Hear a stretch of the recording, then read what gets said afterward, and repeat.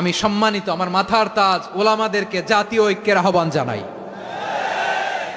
আমি আমার সম্মানিত রাজনৈতিক ব্যক্তিবর্গদেরকে জাতীয় ঐক্যের আহ্বান জানাই। আমরা নামাজ কায়েম করতে চাই। জামাত ইসলাম এই কথার উপর একমত আছে না নাই? নামাজ কায়েম হোক, একমত না জামাত ইসলাম? হেফাজত একমত না? ইসলামী আন্দোলন একমত না? তাবলীগের ভাইয়েরা একমত না? পীরের মুরিদেরা একমত না? আপামর তাওহিদি মুসলিম জনতা একমত না? তাহলে নামাজ কায়েম করতে হবে। নামাজ কায়েম করতে হবে এই কমন গ্রাউন্ডে আমরা সবাই একমত, ঠিক কিনা?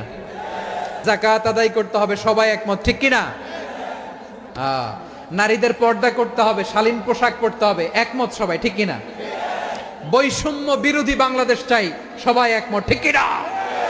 মেরিটোক্রেসি, মেরিটোক্রেসি, আর কোন মামা চাচার ফোনে পদ দিলে হবে না, মেধার ভিত্তিতে সবগুলো পদ ঠিক করতে হবে, চিল্লায় বলো ঠিক কিনা?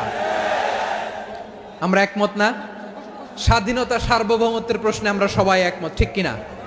আমার নবীরে গালি দিলে রাষ্ট্রীয়ভাবে সর্বোচ্চ শাস্তি তার নিশ্চিত করতে হবে, ঠিক কিনা? এই 10টা কমন গ্রাউন্ডকে সামনে রেখে বিশাল জনসমাবেশ করেন সোহরাওয়ার্দীর ময়দানে, সবাই আসেন। জামাত ইসলাম, হেফাজতে ইসলাম, ইসলামী আন্দোলন, পীরের মুরিদ, তাবলীগ, খেলাফত মজলিস, সবাই একসাথে হন। তাহলে সবাই জানবে যে এই 10টা বিষয়ে আমরা একমত। বলেন, এই ঐক্যতে আপনার দরবার যাবে? দরবার নষ্ট হবে? আপনার দল নষ্ট হবে? আপনার আকীদা নষ্ট হবে না? আমার মাথার তাজ সম্মানিত ওলামায়ে একরাম, এই 10টা কমন গ্রাউন্ডে যদি এক হন, আপনার আকীদা নষ্ট হবে। আপনার আকীদা আপনার, আমার আকীদা আমার, আপনার দল আপনার, আমার দল আমার, আপনার পলিসি আপনার, আমার পলিসি আমার, কারো কিছু নষ্ট হবে না। কিন্তু যে বিষয়ে আমরা সবাই একমত, এরকম 10টা মৌলিক পয়েন্টে আমরা একমত হতে চাই কি চাই না? এতে কারো কোনো লস নাই, কারো কোনো ছাড়ও দেয়া লাগবে না, কারো দরবারও যাবে না, কারো দলও নষ্ট হবে না, কারো আকীদাও নষ্ট হবে না। আমার আকীদা আমার, আমার দল আমার, আমার সব ঠিক আছে। শুধু এই বিষয়ে আমি একমত, তুমি একমত, তুমি একমত, তো আমরা সবাই একসাথে বসে জানান দেই যেগুলোতে আমরা একমত, শোডাউন করি। বাংলাদেশের যে কোনো মহাসমাবেশকে সেই দিনের মহাসমাবেশ ছাড়িয়ে যাবে, চিল্লায় বলো ঠিক কিনা? এরপর জেলায় জেলায় বিভাগীয় বিভাগীয় আপনারা ওয়ার্কশপ করেন, সেমিনার করেন, আইস ব্রেকিং প্রোগ্রাম করেন। এইভাবে আমাদেরকে আগাতে হবে। তাহলে number 1 common ground based, number 2 issue based, issue ভিত্তিক ঐক্য। যখনই জরুরি কোনো ইস্যু আসবে আমরা ঐক্যবদ্ধ হব। রাজি আছেন সবাই? সবাই রাজি আছেন? আল্লাহ তাআলা আমাদের সবাইকে ঐক্যবদ্ধ জীবন ধারণের তৌফিক দান করুক, আমরা পড়ি আমিন। আমরা যদি বিচ্ছিন্ন হই, একে অপরের যদি মারামারি করি, একজন যদি আরেকজনের কাফের ফতোয়া দেয়, আমাদের কি ক্ষতি? শুনবেন? কথা কয় না, শুনবেন? 1 নাম্বার ক্ষতি হচ্ছে আমরা যদি বিচ্ছিন্ন হই, আমাদের শক্তি কমে যাবে, আমাদের পাওয়ার আমরা হারাবো। আমাদের কি হারাবো? পাওয়ার। মনে রাখবেন, যখন আমি একা থাকি তখন আমি ব্যক্তি, যখন আমরা সবাই মিলি তখন আমরা শক্তি। এই শক্তি নিয়ে আমাদের সামনে এগিয়ে যাওয়ার দরকার আছে না নাই? তাহলে আমরা যদি বিরোধে নিজেরা বিরোধে লিপ্ত হই, আমাদের ক্ষমতা, পাওয়ার ছুটে যাবে। আমরা এই পাওয়ার হারাতে চাই না, ঠিক কিনা বলেন? রব্বুল আলামিন ঠিক তাই বললেন।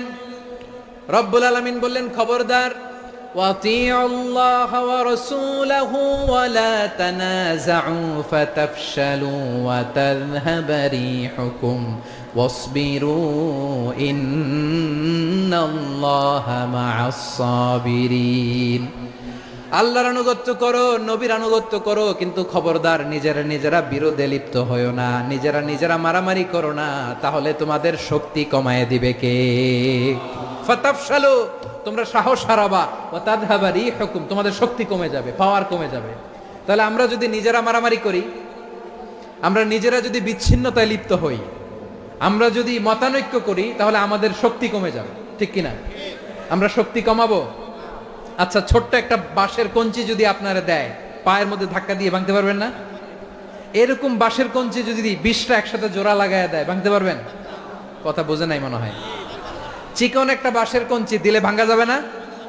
এরকম চিকনই 20টা বাঁশের কঞ্চি একসাথে লাগাই দিলে ভাঙতে পারবেন? কারণ যখন আমি একা থাকি তখন আমি ব্যক্তি, যখন আমরা সবাই মিলি তখন আমরা শক্তি।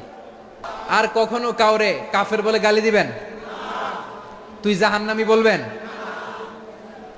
ঝগড়া লাগলে লাগাই দিবেন? তাহলে কি করবেন?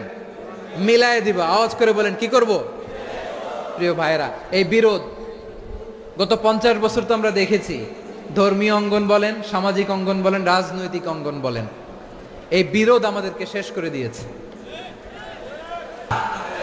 আধিপত্যবাদকে রুখে দিতে হলে, বাংলাদেশের বিরুদ্ধে যে কোনো ধরনের ষড়যন্ত্রকে রুখে দিতে হলে জাতীয় ঐক্যের কোনো বিকল্প নাই। চিল্লায় বলো ঠিক কি না?